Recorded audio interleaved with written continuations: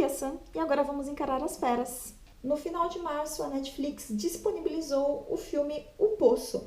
Se trata de uma distopia no melhor estilo de Jogos Vorazes, em que existe uma situação extrema e um espaço contido de confinamento onde as pessoas precisam brigar para sobreviver. E esse vídeo é para quem já assistiu o filme. Siga em frente por sua conta e risco. Eu já vi alguns comentários dizendo que o diretor não quer esclarecer muitas das metáforas que ele coloca no filme. Ele quer deixar isso em aberto para quem está assistindo, ou seja, ele quer que cada pessoa assista o filme e tire suas próprias conclusões. Eu assisti o filme, fiquei ruminando muitas coisas depois que eu terminei de ver e eu tirei algumas conclusões. Uma das conclusões que eu cheguei depois de ver esse filme é que tem muita coisa com duplo sentido. Então, não existe uma resposta única para algumas coisas. O próprio filme cria essa dicotomia. Ele, por meio dos próprios personagens, ele cria pontos de vista diferentes a respeito das mesmas coisas. Um exemplo disso é como os próprios personagens explicam o que é o poço. Quando o Goreng pergunta para o Trimagazi dá o ponto de vista de quem está dentro do poço. E a personagem da Imogiri, que chega com o ponto de vista de quem estava do lado de fora, define o poço como um centro vertical de autogestão. E, por definição, a autogestão é uma empreitada administrada pelos próprios participantes, sem uma figura de patrão ou autoridade para colocar ordem. Tudo é decidido democraticamente. E assistindo o filme, você não tem como discordar do Trimagazi. A definição que ele dá é coerente com o que ele está vendo. E, ao mesmo tempo, a gente também precisa da definição da Imogiri, porque ela é a pessoa que vai trazer o ponto de vista de quem faz a manutenção e administra aquilo pelo lado de fora. Quem está certo? Quem é que está falando a verdade? A verdade está sendo falada por quem está olhando por dentro ou quem está olhando por fora? Então, o diretor deixa para quem está assistindo o filme esse terceiro ponto de vista, porque quem está assistindo quem está dentro e quem está fora. Então agora eu vou compartilhar com vocês o meu ponto de vista. Esse filme é muito ousado. Ele utiliza referências religiosas, referências políticas, referências socioculturais e muitas delas são tabu na nossa sociedade. E é impossível não terminar esse filme sem ficar pensando nele, sem trazer ele dentro de você, como se você tivesse comido um pedaço dele e agora ele faz parte do seu corpo também. Eu já vi algumas análises que pendem mais para o lado religioso, então as pessoas interpretam que a administração e a cozinha é a natureza e que tudo o que está acontecendo ali é exclusivamente religioso. Por existir 333 níveis, logo tem 666 pessoas confinadas lá dentro e 666 é um número que nos remete muito ao Apocalipse. E aí aparece o personagem do Bahará, que fala que é um enviado de Deus, e ele não fala que Deus é esse, ele descreve um Deus que pode muito bem ser o Deus de diversas religiões monoteístas, e até mesmo o próprio protagonista, em algumas vezes, se referiram a ele como Messias. Então existe um viés religioso muito forte nesse filme, e eu já vi pessoas interpretando tudo de uma forma que a balança pende muito para o lado religioso. Então elas chegam à conclusão de que aquilo é um inferno ou purgatório e que a administração é a natureza, porque é da natureza que vem o alimento. Eu concordo que sim, existe muito viés religioso e eu quero abordar isso mais pra frente, mas eu gostaria de trazer para minha análise um viés mais socioeconômico. Então eu vou partir do ponto de vista de que o poço é uma alegoria do capitalismo. Isso posto, a administração é detentora do capital, que no caso é a comida.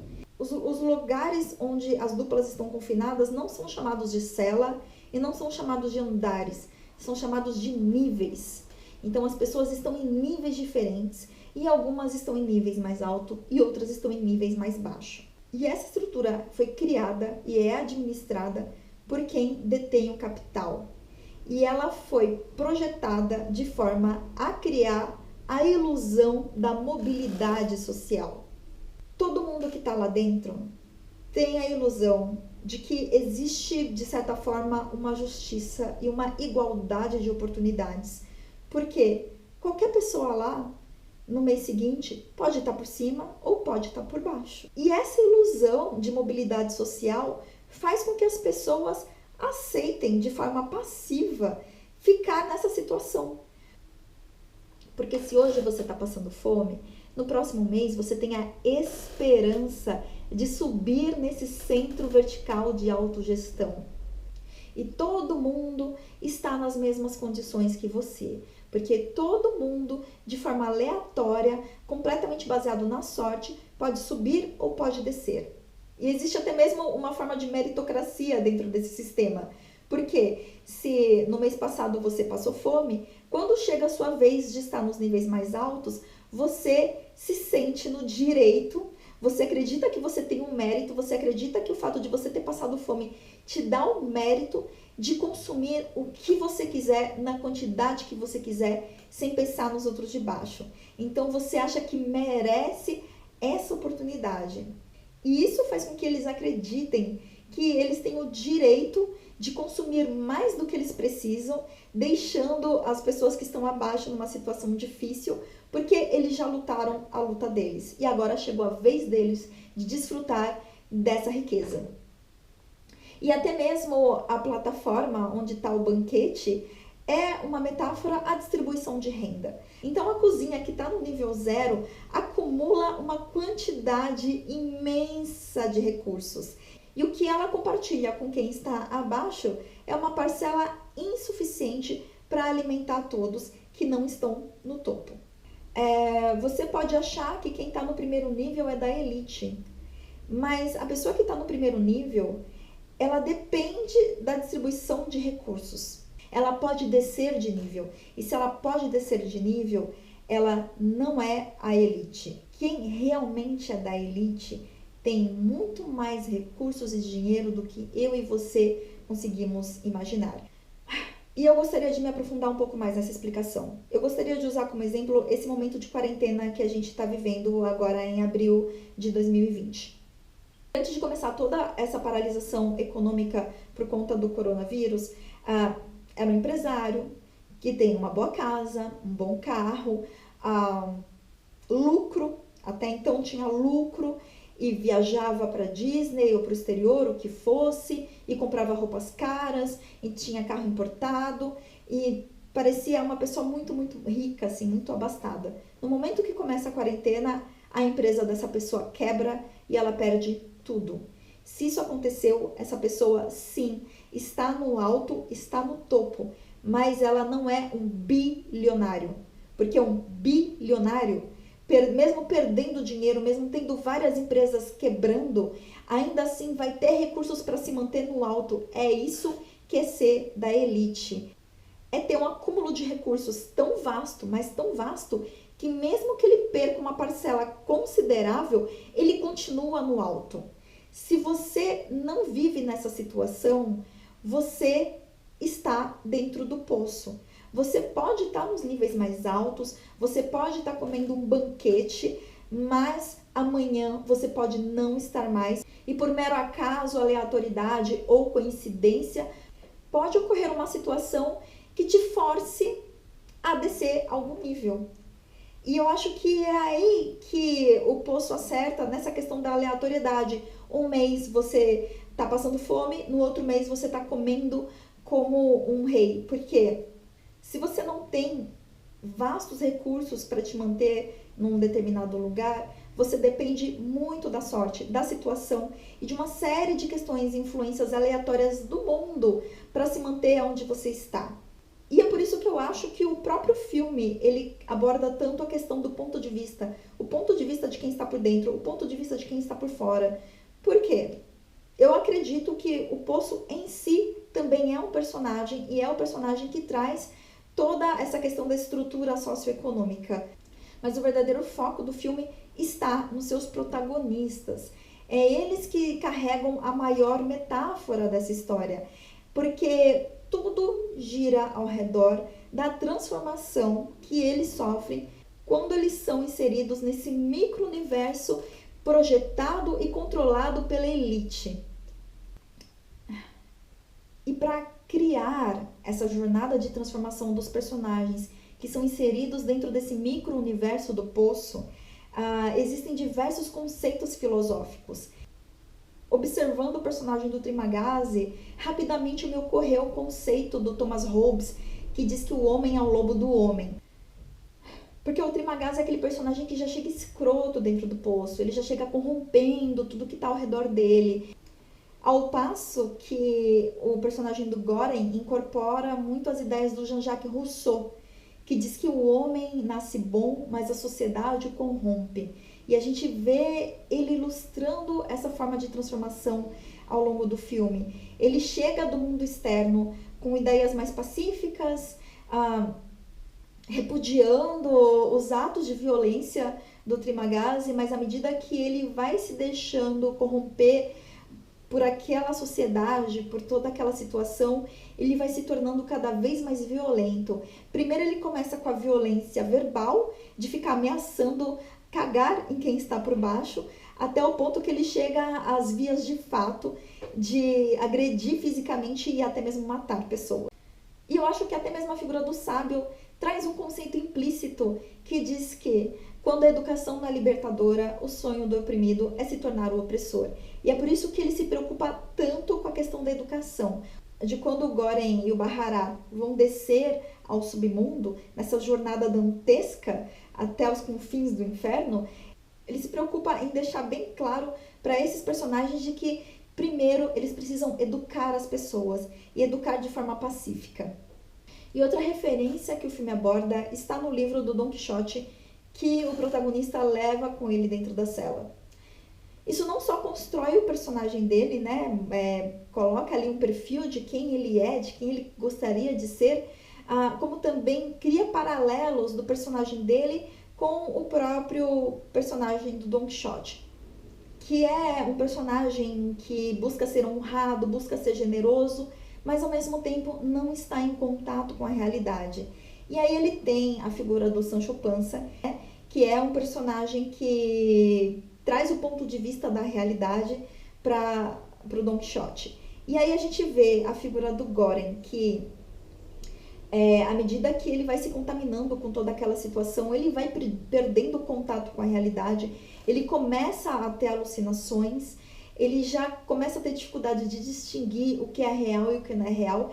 E os parceiros dele, né, no primeiro momento o Trimagasi, depois a Imogiri e por fim o Bahará, são esses parceiros que são um contraponto, que trazem ele para o chão, que tentam puxar ele para a realidade, criando essa dinâmica de Don Quixote e Sancho Panza ao longo do filme. Então, ao mesmo tempo que você pode interpretar o personagem do Goren como este herói quixotesco, ele também assume as vias de Messias. Então, ele é o cara que utiliza de religião para convencer o Bahará a acompanhar ele nessa jornada ao fundo do poço, literalmente. Ele é o escolhido, ele é o Messias que faz um sacrifício no final para que a mensagem seja levada. Só que eu acho que a mensagem não é o que o Goren imaginava que ela fosse. Quando a figura do sábio fala que a administração não tem consciência, no primeiro momento eu imaginei que a administração não sabia o que se passava lá embaixo e a mensagem serviria para que a administração soubesse que algo está errado. Mas quando eu parei para pensar a respeito da possibilidade de que a falta de consciência é a falta de compaixão, a mensagem é como se fosse uma ameaça. Porque a administração vê muito bem as condições em que os pratos do banquete voltam todos os dias. Não é possível que eles não vejam que chegam com restos de excremento, com restos de sangue e de urina e de violência, porque os pratos são quebrados. Isso já é uma mensagem pungente. As pessoas que trabalham na cozinha já recebem essa mensagem todos os dias. Agora, a partir do momento que chega uma panacota com um fio de cabelo, isso está dizendo que algo mudou lá embaixo. E quando o sábio pede para o Goren e para o Bahará carregarem a mensagem e transmitirem a mensagem, o ato deles descerem distribuindo a comida já é uma mensagem, já é uma mudança de paradigma, já é uma mudança do status quo de quem está lá embaixo. E o fato da panacota chegar intacta lá em cima é o símbolo de que as mudanças já começaram. Então a mensagem que o sábio quer transmitir para a administração é: apesar de tudo que vocês estão fazendo, apesar de tudo que vocês projetaram, aqui embaixo a gente pode fazer as coisas mudarem. Então a criança não era a mensagem? Na minha interpretação, a panacota chegou inteira lá em cima. O Goren ainda carregava dentro dele aquela essência dele que queria acreditar que a Miharu era uma mãe alimentando uma criança. Então aquela cena final do Goren alimentando a criança e enviando ela para cima é uma forma de redenção para ele. Foi a ilusão final para que ele se sentisse consolado no momento da morte dele. O Bahará provavelmente viu que o Goren estava alucinando com uma criança, né? Viu que ele estava vendo algo que não existia lá.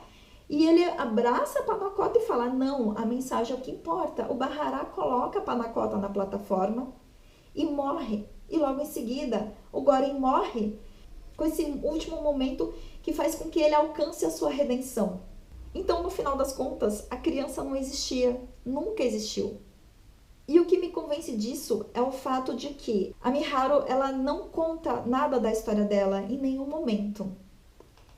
O que a gente sabe da Miharu é o que as pessoas falam a respeito dela. Então, a primeira informação que a gente tem da Miharu vem por meio do Trimagasi. E o Trimagasi, ele é realista, ele fala muitas verdades. E toda vez que ele fala uma verdade, toda vez que ele fala algo que é concreto, ele fala óbvio. Não devemos falar com quem está embaixo, porque eles estão embaixo, óbvio. E não dá para conversar com quem está em cima, porque eles estão em cima, óbvio. Mas quando ele conta a história da Miharu não é óbvia. O Trimagasi está botando ali o que ele acredita que seja a Miharu, o que ele conhece da Miharu. Mas ele mesmo não conhece toda a realidade. Ele mesmo não sabe quantos níveis tem naquele lugar. Então, o Trimagasi, ele não é o dono da verdade. Ele não sabe tudo o que está acontecendo. Quando ele fala da Miharu, ele fala o que ele acha. Ele fala o ponto de vista dele. E aí, quando entra a Imogiri traz uma informação concreta. Porque a Imogiri é a pessoa que entrevista todo mundo que desce lá. E a Imogiri que fala que a Miharu é uma atriz, que chegou lá sem filho nenhum, e ela fala: esta mulher enlouqueceu aqui dentro. Todas as convicções que o personagem tem dentro do poço são destruídas. Toda a civilidade que ele trouxe com ele é destruída. Toda a idealização que ele fez da Miharu é destruída. Você vê que a primeira conexão que ele cria com a personagem dela é no momento em que o Trimagasi diz para ele que se trata de uma mãe querendo alimentar o filho. Nesse momento, ele vai conversar com ela e demonstrar um pouco de generosidade, um pouco de compaixão, porque naquele momento ele idealizou ela daquela forma. E é com essa idealização que ele quer morrer, é com esse pedaço de civilidade que ele trouxe dentro dele quando ele entrou naquele lugar, é nisso que ele se agarra nos momentos finais da vida dele. No final aconteceu uma revolução comunista, só que imposta de forma autoritária. Eu não poderia deixar de citar as referências comunistas que aparecem ao longo do filme. Logo que o Goren entra no poço e começa a conversar com o Trimagasi já começa a acusar ele de comunismo, falar que ele está querendo trazer ideias comunistas. E ele fala isso de uma forma bem de repúdio mesmo, assim, como algo bem negativo. E aí, quando chega a personagem da Imogiri, a primeira tentativa que ela fala é o que ela chama de solidariedade espontânea, que é convencer as pessoas a comer apenas o que elas precisam para deixar alimento suficiente para as outras pessoas. Isso é uma forma de comunismo, que é dispor dos recursos de forma igualitária entre todas as pessoas. Então a Imogiri chega querendo implantar o comunismo de forma pacífica, né, por meio da conversa. Não funciona muito bem. E aí no final a gente vê o Goren e o Bahará impondo isso de forma violenta, chegando até mesmo a matar as pessoas. E a forma como as pessoas dos níveis mais altos reagem, né, porque elas têm convicção de que elas merecem comer o quanto elas quiserem, e eles falam, não, vocês não podem comer nesse momento, vocês já comeram, vocês já tiveram sua parte. Agora é hora de compartilhar com o amiguinho de baixo. As pessoas falam, não quero saber. Essa falta de solidariedade espontânea convence o Goren de implantar a distribuição justa de recursos e alimentos é por meio da violência, o que eu particularmente acho errado. Eu acho que o filme transmite essa mensagem de que o comunismo não é algo que deve ser imposto para as pessoas, não é algo que deve ser forçado, é algo que todo mundo precisa entender e compartilhar entre elas, justamente para que se evite o que o Bahara e o Goren fizeram de agredir e até mesmo matar pessoas por causa disso. Porque se a forma de salvar as pessoas é matar pessoas, então isso não me parece uma solução. Existe um outro conceito aí, nessa descida, né, nessa descida comunista do Goren com Bahara, que é a união do Estado com a religião. Porque o Bahara é o personagem que é o avatar da religiosidade. Ele é que abraça aquela panacota e reverencia aquilo como a palavra divina. E ele é o personagem que chega se apresentando como o enviado de Deus, do único Deus. E se a motivação do Goren é a distribuição equalitária de recursos, a motivação do Bahara claramente é a fé, é acreditar na mensagem, é acreditar naquele ato que eles estão fazendo. E por meio dos personagens que carregam uma mensagem dentro do filme, o próprio diretor cria uma mensagem para quem está assistindo o filme. Dentro desse filme tem muitas críticas a muitas coisas. Eu acho que até esse ponto do vídeo você já deve ter entendido uma série de referências e conceitos e mensagens que o diretor quer que você pense a respeito, que você reflita a respeito. E eu gostaria de citar aqui alguns outros conceitos e algumas outras críticas que eu acho que esse filme carrega dentro dele. Acho que a primeira crítica que o diretor faz é quando ele brinca com essa questão dos pontos de vista, que eu já comentei no início. Por quê? A pessoa que está fora do poço entra por vontade própria, por opção. As pessoas escolhem entrar lá dentro, porque elas não vivem aquela realidade.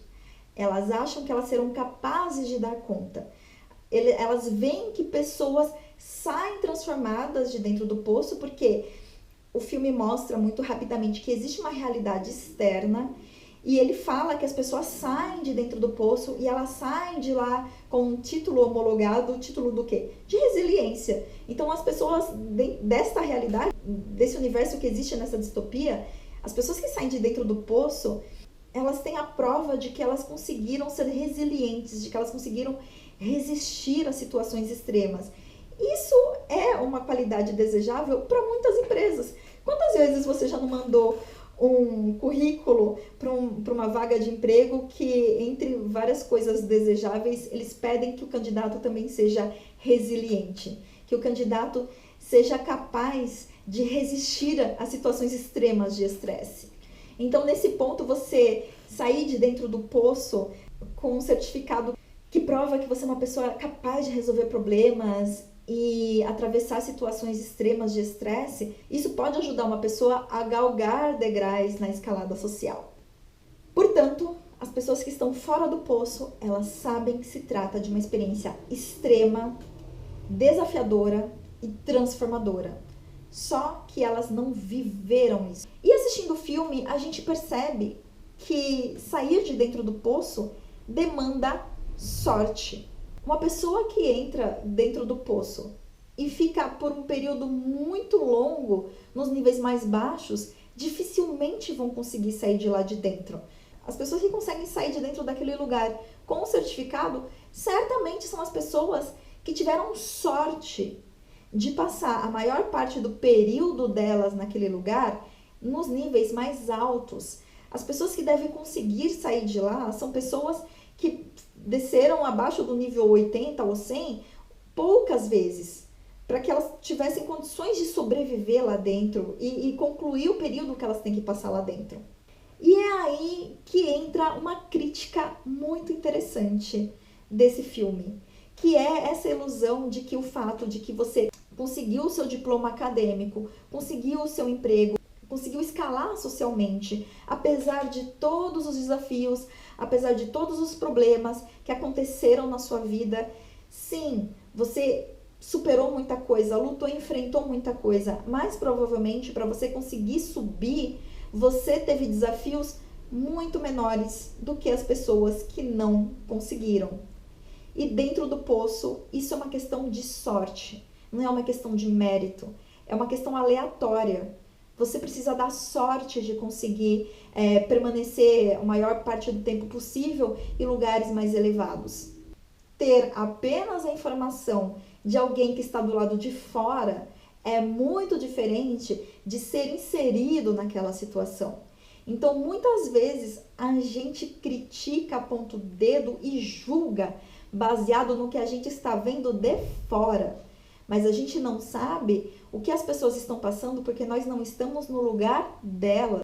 E é por isso que a Imogiri entra dentro do poço, porque ela tem uma visão incompleta daquilo, porque ela não viveu naquele lugar, ela não entrou dentro daquela situação para ela saber o que as pessoas realmente passam lá dentro. É apenas descendo e permanecendo nos níveis mais baixos que uma pessoa pode ter uma noção real e mais completa do que é superar alguma coisa. E do quanto isso é difícil e muitas vezes foge ao controle de quem está lutando. Então o filme traz essa mensagem de nunca subestime as lutas das pessoas, porque você não está vivendo na pele delas, você não está vivendo a situação delas, você não sabe o que é estar no fundo do poço para saber o tamanho desse desafio. Eu também vi muitas pessoas comentando, né, que o poço se trata de uma prisão, mas não é uma prisão para onde se mandam criminosos. Todas as pessoas que estão lá dentro por opção, elas não foram presas, elas não infringiram uma lei. Até mesmo o Trimagasi, que matou uma pessoa, ele não matou porque ele é um criminoso, ele matou porque ele teve um surto, ele perdeu a cabeça. Tanto é que a outra opção dele era um tratamento no hospital psiquiátrico, mas ele escolheu o poço. Mas, ao mesmo tempo, as pessoas estão presas lá dentro. Elas não estão presas porque elas cometeram um crime. Elas estão presas em uma estrutura que cria essa ilusão de mobilidade social e cria essa ilusão de meritocracia e faz com que as pessoas se tornem mais insensíveis, mais violentas e mais egoístas, a partir do momento em que existe uma estrutura que move as pessoas nessa direção. E, ao mesmo tempo, o filme também faz uma crítica aos sistemas de encarceramento. A partir do momento que você acompanha essa história, vendo a transformação de pessoas civilizadas, muitas delas até mesmo pacíficas, se tornando indivíduos egoístas e agressivos, por que você acha que seria diferente dentro das nossas prisões? Isso é um ponto ao qual a gente precisa discutir como sociedade. Além de tudo que o filme coloca, né? Além de todos os outros pontos que esse filme traz, ainda tem mais essa, né? Pensa na transformação que uma pessoa, um indivíduo sofre dentro do sistema carcerário, não só brasileiro, mas do mundo como um todo. Você assiste Orange is the New Black, é uma prisão nos Estados Unidos, que é um país de primeiro mundo, e ainda assim as personagens lá dentro estão passando por uma transformação que corrompe a civilidade delas. Será que meramente punir presidiários é uma solução pra gente? Ou será que a nossa busca por justiça, por meio da punição das pessoas que infringiram a lei, está inserindo na nossa sociedade indivíduos ainda mais violentos e ainda mais perigosos? Olha só quantos conceitos, quantas teorias existem dentro desse filme. O quanto esse filme consegue falar tanto com tão pouco. Bem, gente, é isso. Faltou falar muita coisa a respeito desse filme, mas eu acho que esse vídeo já está muito longo e eu queria abordar os temas que eu considerava mais relevantes, mas é claro que existem muitas outras coisas que podem ser ditas a respeito desse filme. Um exemplo disso, eu acho, por exemplo, que faltou falar a respeito das cenas em que aparecem as representações dos 7 pecados capitais. Por exemplo, existe a cena, né, em que o casal que está no nível acima do Goren e do Bahara começam a fazer sexo, que é uma representação da luxúria, e aí quando eles estão descendo, eles passam pelo cara cheio de grana, né, que é o homem que representa a avareza, e pelo garoto que fala que vai matar o companheiro dele para comer o que está dentro do estômago dele, né? O que é uma alusão à gula. Então, existe essa representação dos 7 pecados capitais dentro desse filme e muitas outras coisas que eu não consegui abordar nesse vídeo. Então, você me fala aqui nos comentários o que é que faltou comentar. Você concorda com o que eu falei? Discorda do que eu falei? Se você gostou desse vídeo, me dá um joinha, se inscreve no canal.